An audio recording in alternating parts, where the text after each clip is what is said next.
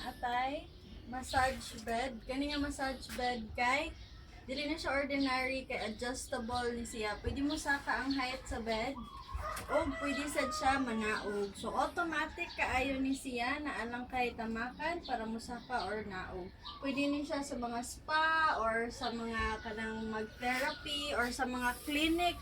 O if ganahan mo inyuhang mga kliyente kay kanang automatic mo up down. Nya nindot ni siya kay Japan made lig-on all metal parts. O automatic siya kay naa siya controller. Mo ni siya ang pinakataas nga height sa bed.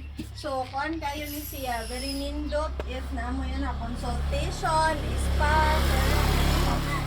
yung metal parts mamug sir, so heavy duty ni siya.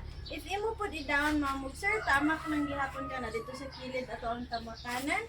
Hinana ra siya ka smooth ug hinana siya ka sayon down. So, wala na may tuyok-tuyokon, wala na may adjust. Automatic kaayo siya in very good condition. Foam good di siya mamog sir, so dili siya sakit sa lawas. Okay? So, very nindot kaayo with metal frames. Available ni siya. Call mo if need mo. Okay, so ato'y testing.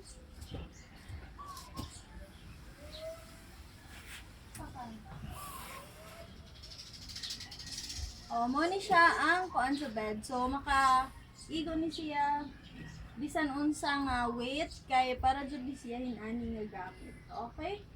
So smooth kayo siya musaka. Metal parts of foam di ay foam siya. No problem kaayo, diretso na siya gamit. Okay? So sa mga nangita og hinani, call, text, chat lang mo.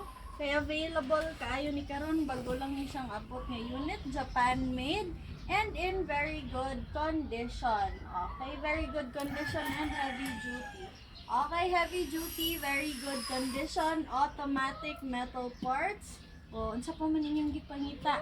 So naatay duha ani, o pwede ninyo paliton duha. O pwede ni siya.